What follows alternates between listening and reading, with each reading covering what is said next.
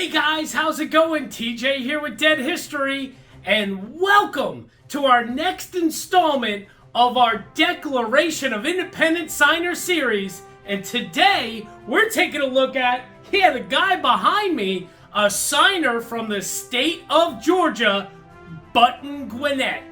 Got some really cool things to tell you about Button Gwinnett, the somewhat very interesting and short life of Button Gwinnett. But first, before we get into Button Gwinnett and his life, what I need you guys to do is hit subscribe down below, give us a like and a thumbs up, and of course, leave all those comments and questions. Because here we go, we're going to take a look at a signer from the state of Georgia, Button Gwinnett, the first of 3 signers from the state of Georgia. Sit back, here we go, and this is Dead History.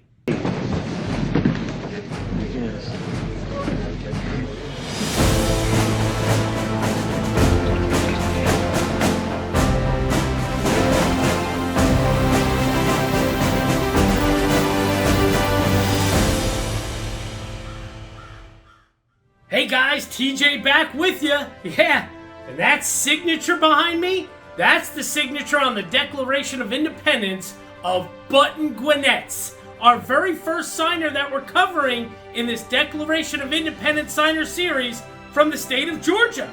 There's 3 signers from the state of Georgia, and his name, Button Gwinnett, happens to appear first at the top. So we're doing him first, of course. Now, the cool thing about that signature, it is probably the rarest signature on the entire Declaration of Independence. Yeah, there are a lot of really famous signatures on that document. John Hancock, Benjamin Franklin, Thomas Jefferson, John Adams, the list goes on and on. But Button Gwinnett's, it's a pretty scarce one, that's for sure. Because he really wasn't in politics for too long, and he didn't sign a whole lot of things. So, a very rare and valuable signature if you can ever get a hold of something signed by Button Gwinnett. Going to tell you all about that. Also going to tell you how Button Gwinnett, he was actually born across the pond over there in England, and he emigrated here to America, and he settled right in Savannah, Georgia, and actually bought land on St. Catherine's Island in Georgia. We're going to get into all that and tell you all about it. And then, of course, I mean, it's like the movie, The Curious Case of Benjamin Button. It's the Curious Case of Button Gwinnett. We're going to tell you about how he died at a very young age of only 42 years old. That's my age, 42 years old. How'd he die? A duel. Yeah, he was in a duel and he got shot and killed. We're going to tell you all about this fascinating life and story of this Georgia signer, Button Gwinnett. So you did the likes. You did the comments and questions. Hopefully you hit subscribe and you're telling friends and family about our channel so they can subscribe as well. And if Henry was here with me today, he would tell you, now you have to go get the popcorn, the pretzels, the potato chips, the Halloween candy, whatever it is that you like to snack on, because we're going to get into Button Gwinnett, our first signer from the state of Georgia. I hope you enjoyed this part 1. Sit back, relax, and enjoy. Hey guys, welcome. TJ here with Dead History, and welcome to our next installment of our Declaration of Independence signer series. And today we're taking a look at the signer from the state of Georgia, Button Gwinnett. Glad to be here with you guys today. I am flying solo for my audio portion today. Henry's not with me. So, as I said, over the last couple of weeks, the way that we're going to work this, we started with John Hancock. Reason being, he was the very first person to sign the Declaration of Independence. And then from there, we're just going to move on, and we're going to go from left to right on the document itself, on the Declaration itself. So that would mean all the way to the far left is the state of Georgia, and the first signature that appears from the state of Georgia is Button Gwinnett. So that is what we're going to do. Gwinnett today, and then the other 2 Georgia signers over the next couple of weeks. So, got a lot of cool things to tell you about Button Gwinnett. He's a very, very interesting founding father, if you will. One of only, I want to say it's like 6 or 7. Let me double check. Let's see here. So it's actually 48 of the 56 signers were born in what would eventually become America, become the United States. So 8 of them were not born in America. 2 were born in England, 2 were born in Ireland, 2 were born in Scotland, 1 was born in Northern Ireland, and 1 was born in Wales. And Button Gwinnett was one of the 2 that was born in England. So we're going to get into that, of course, and I'm going to tell you all about it, but very interesting facts. Button Gwinnett, interesting guy, did not live a long life. He only lived to be 42 years old. So you're going to find that out here, but kind of a short life lived. And yeah, we're going to find out all these crazy details, basically from the short life and the kind of curious life of Button Gwinnett. I feel like we should be talking about what's that movie, Benjamin Button or whatever the heck it's called, the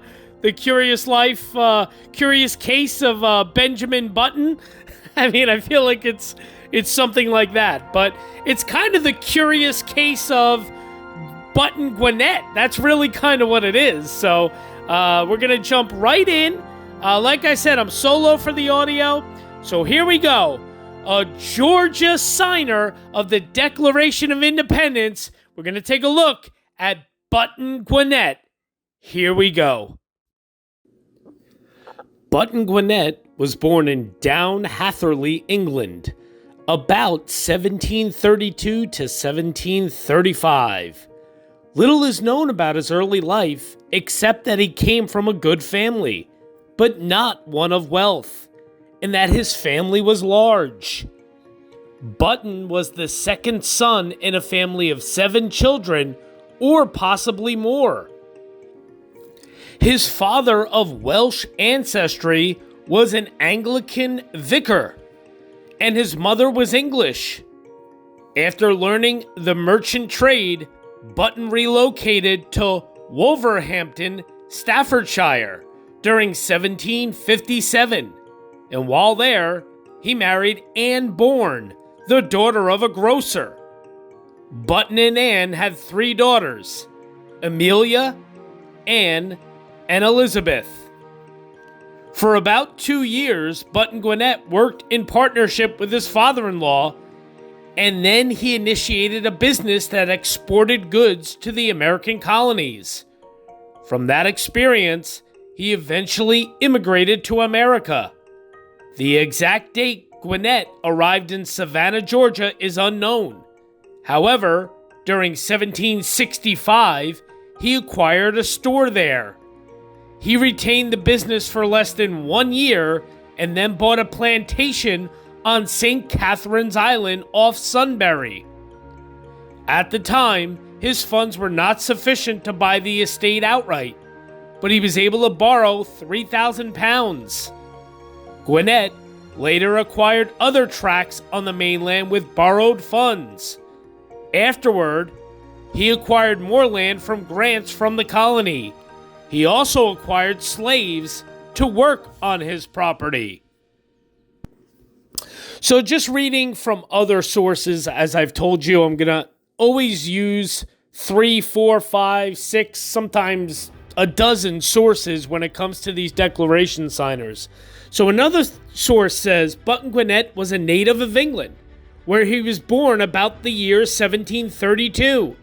His parents were respectable in life and gave their son as good an education as their moderate circumstances would allow. On coming of age, Button Gwinnett became a merchant in the city of Bristol. Sometime after his marriage in England, he removed to America and selected Charleston, South Carolina as a place of settlement. He continued there for about 2 years, at the expiration of which Having sold his stock in trade, he purchased a large tract of land in Georgia, where he devoted himself extensively to agricultural pursuits. Button Gwinnett had, from his earliest emigration to America, taken a deep interest in the welfare of the colonies. But from the commencement of the controversy with Great Britain, he had few anticipations that the cause of the colonies could succeed. A successful resistance to so mighty a power as that of the United Kingdoms to him appeared extremely doubtful, and such continued to be his apprehensions until about the year 1775, when his views experienced no inconsiderable change. This change in his sentiments touching the final issue of the controversy produced a corresponding change in his conduct. He now came forth as the open advocate of strong and decided measures in favor of obtaining a redress, if possible, of American grievances, and of establishing the rights of the colonies on a firm and enduring basis. Button Gwinnett? See, now this source says he was born in 1735 in the parish of Down Hatherley in the county of Gloucestershire? Maybe it's Gloucestershire. That might be the way you pronounce it. Gloucestershire, England. I'd have to ask one of my very good subscribers, Les. He actually lives over in England, and he's actually not far from the border in Wales. So he knows exactly how to pronounce all of these different towns and areas. So he was born to a Welsh father, the Reverend Samuel Gwinnet. Gwinnet deriving from the Welsh county of Gwinnet. Interesting. And his wife, Button's mother, Anne. He was the third of his parents' 7 children, born after his older sister, Anna Maria, and his older brother, Samuel. There are conflicting reports as to his exact birth date, but he was baptized in the St. Catherine's Church in Gloucester on April 10th of 1735. It is believed that he attended the college school held in Gloucester Cathedral, which is now called the King's School, as did his older brother, but there is no surviving evidence to substantiate this. He started his career apprenticed to his uncle, William Gwinnet, a greengrocer in Gloucester. Or maybe it's Gloucester. Might be Gloucester. Then moved to Wolverhampton in Staffordshire in 1754 after obtaining a further apprenticeship with an ironmonger there named John Weston Smith. On April 19th of 1757, he married Anne Bourne, daughter of a greengrocer at St. Peter's Church in Wolverhampton. In 1762, the couple, who parented their 3 daughters, departed Wolverhampton and emigrated to America. Button Gwinnett's business activities took him from Newfoundland to Jamaica. Never very successful, he moved to Savannah, Georgia in 1765 and opened a store. And when that venture failed, he bought on credit St. Catherine's Island, as well as a large number of enslaved people in order to attempt to become a planter. Though his planting activities were also unsuccessful, he did make a name for himself in local politics and was elected to the provincial assembly. So there we go, guys. I mean, you can see already that's 3 different sources. 3. That's Wikipedia being one. I do use that for especially these declaration signers. It's a book on the lives of the signers of the Declaration. And then it's another book, which is actually, I believe this book is on like Revolutionary War leaders and Revolutionary War heroes of that time period. So 3 different sources basically have 3 different things. One thing we definitely know for sure, he was born sometime between 1732 and 1735. No doubt. He was definitely born in Down Hatherley, England. No doubt about that. His father definitely was Welsh. His mother was English. He was married over there in England and then emigrated to the colonies here. Now, this one source says that when he first came to America, he went to Charleston, South Carolina, and was there for a little while, and then he bought the land at St. Catherine's Island, which is right off, not far from Savannah, Georgia. It's in Georgia. St. Catherine's Island is considered Georgia here in the States. So, who knows? Who knows exactly if he maybe just landed in Savannah, Georgia, or if it was Charleston, South Carolina. Conflicting reports. But again, you have to take it all with a grain of salt. Not very good record keeping back then for these people. And conflicting reports. One of these books, probably written in like the 1800s sometime. Another one, probably written in like the 1940s or 50s sometime. And then Wikipedia is kind of an ongoing, get sources from all different places type thing. So who knows what the exact date is or what the exact location is, but we have an idea. Now, the interesting thing, and I couldn't find too much out about this, Button Gwinnett, as we hear, was definitely, he did own slaves. But, again, kind of similar to John Hancock, there's kind of conflicting things that I read. I believe it was one source I had read said that he really wasn't overly active in the slave trade, which to me is the most silly, ridiculous statement ever. I mean, if you bought slaves and you have enslaved people, you're active in the slave trade. I mean, there's no way around it. Whether it's one enslaved person or whether it's 100, you're active. So, again, kind of touch and go with all that stuff. I am going to look up some more items on his slavery, but I don't know how much I'm going to find. Not nearly as much information about Button Gwinnett as there is John Hancock, so please understand that. And of course, we do know for sure, though, that Button Gwinnett did own slaves, no doubt, when he came here and got established in Georgia on St. Catherine's Island. There's no doubt that he was a slaveholder. So, with all that being said, now we kind of move on and we try to figure out, what about him? His early life that we just briefly touched on, there's not a whole lot of information and a lot of it's conflicting.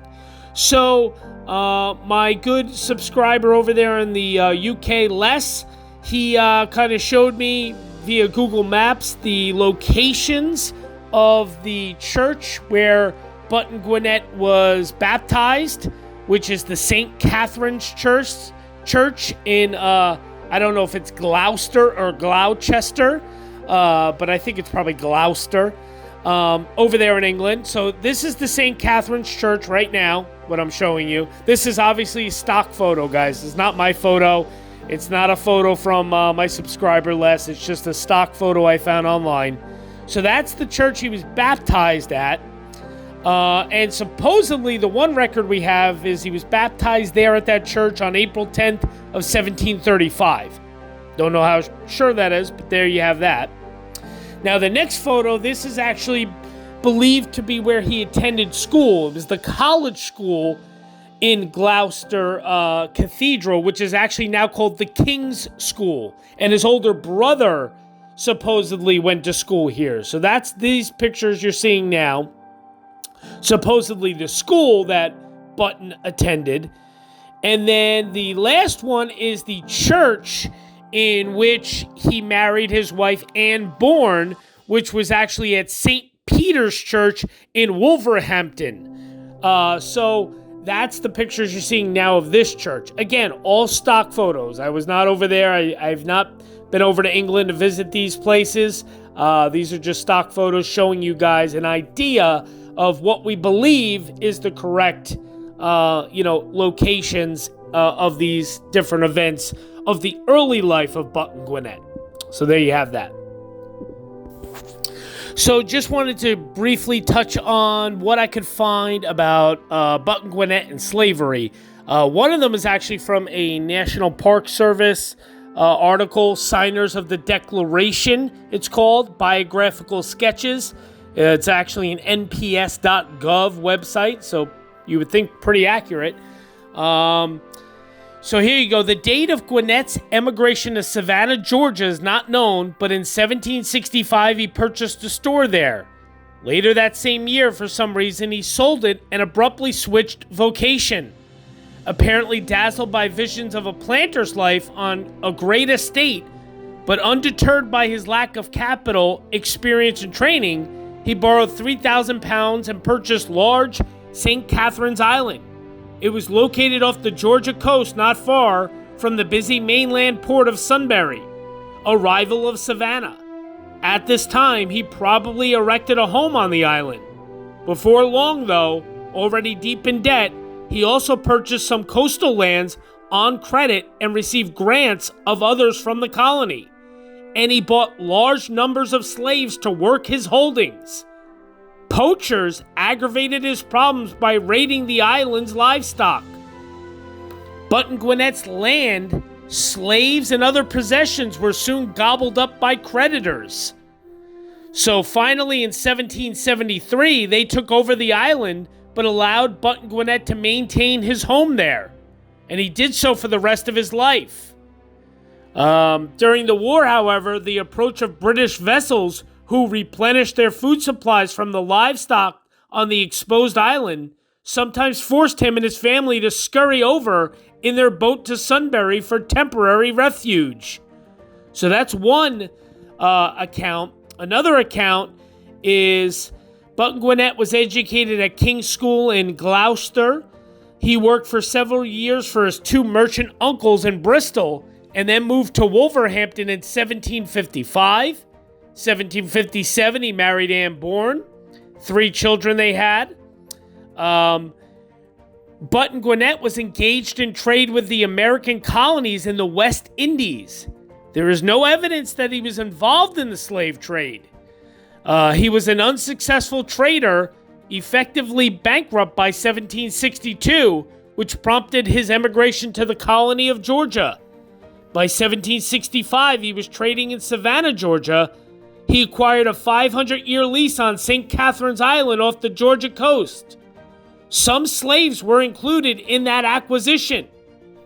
So, there you go. There's another little, tidbit about that. And then the last thing I found was, not long after he was in Savannah, Georgia, and opened that store, he shut down the store, and became a planter. He borrowed extensive amounts of money to purchase land, St. Catherine's Island. Eventually, creditors seized everything, including his land and his slaves. So, and other accounts I read said he had slaves not only to work his land, because he wanted to become a planter out there on St. Catherine's Island off the Georgia coast, but also to build him his house out there on St. Catherine's Island. That was another account that I had read, that the enslaved people that he bought and that he had, he put them to work not only on his plantation, but to build him his home out there on St. Catherine's Island. So there's just a little bit about Button Gwinnett's relationship with slavery and enslaved people. Again, I don't tell any of you guys, my audience, this information. I am not sitting here trying to make the Declaration of Independence signers out to be... I'm not trying... I guess the best way for me to describe it is I'm not trying to paint a picture of how I feel toward these individuals. I'm simply just stating the facts for everybody. This is what the facts are. This is what the man did in early life. This is what his relationship was towards slavery. This is what he did leading up to the signing of the Declaration of Independence, etc., etc. Whatever depiction or view or opinion you form on these people based on the information that I give you or information that you read yourself, that's totally up to you. I don't want anyone to sit here and think I'm trying to shove something down someone's throat. I'm simply just stating the facts because I want to be as factual as possible. But again, with these declaration signers, it's a little tough because there's a lot of conflicting information. So, all right. So moving on now. So we got him. Button's here. He's in Georgia. He's on St. Catherine's Island, and we're right around that 1765 time frame. So let's see what happens. In 1768, Button Gwinnett was appointed Justice of the Peace and a local pilotage commissioner. The next year, he was appointed to the Assembly as a representative of St. John's Parish, which convened in Savannah. But by that time, his finances were spiraling out of control, which restricted his attendance. Gwinnett's financial condition continued to deteriorate, and he abandoned politics for about 5 years. His excessive borrowing eventually brought about financial ruin, causing him to lose his land as well as his slaves during 1773. The creditors claimed the island, but in a display of empathy, Button Gwinnett was permitted to remain in his home, where he stayed until his death. Despite being an Englishman, he did not side with the Loyalists. However, due to his family in England and many old friends, Button Gwinnett did not immediately side with the American resistance. His wisdom was given extra depth from his time in England, where he had a vast knowledge of the tactics of the English. However, as time moved along, and most probably through the influence of men like George Walton and Lyman Hall, the latter a member of the same church, Midway Congregational Church, Button Gwinnett chose the American cause by about mid-1775.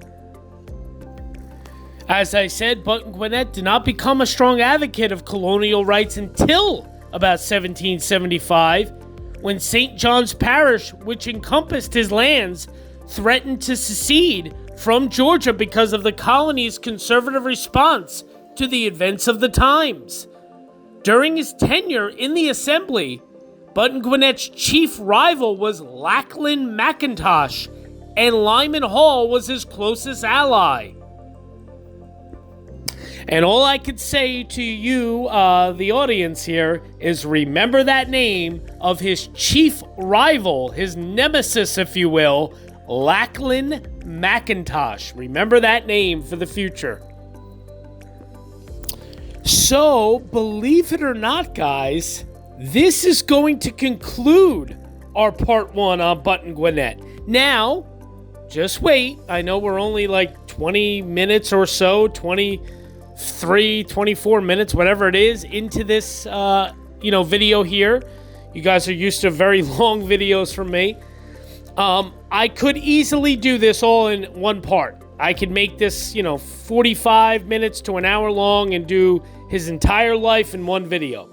But I've decided that I want to stick with my theme of doing 2 parts for every person. I made that decision actually just recently.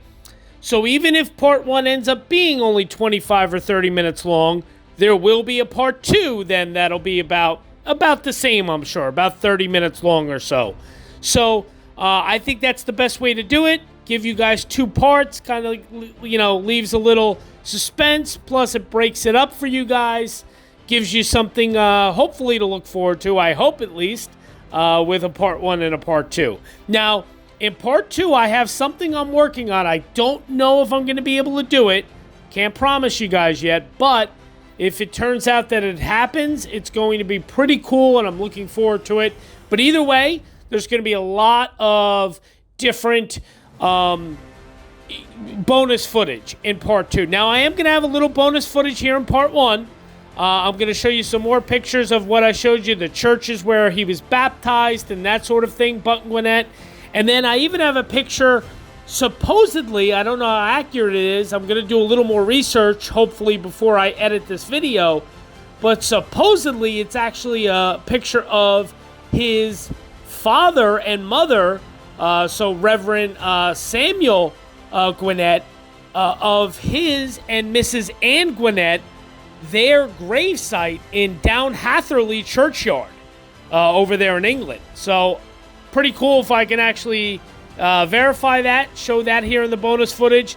But stay tuned, a little bit of bonus footage. And then tomorrow in part 2, we're going to go over, it's going to be exciting because we're going to go over what happened with Button Gwinnett regarding the Declaration of Independence, of course, his short life in politics, and then just his short life in general. Only lived to be 42 years old. And why is that? Very interesting story and tale about Button Gwinnett's death. That's going to be covered tomorrow in part 2, and I'm really looking forward to it. So, stay tuned for that tomorrow. Stay tuned right now for a little bit of bonus footage. None of this is photos I've taken. It's all stock photos that were found by me online. So none of these are my personal photos. But stay tuned for that. And then stay tuned tomorrow. Hope you enjoyed this part 1. Taking a look at our first Georgia signer of the Declaration of Independence, Button Gwinnett. Thanks, guys.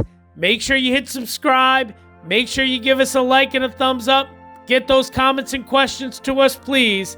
And we will see you tomorrow for part 2. Bye-bye now.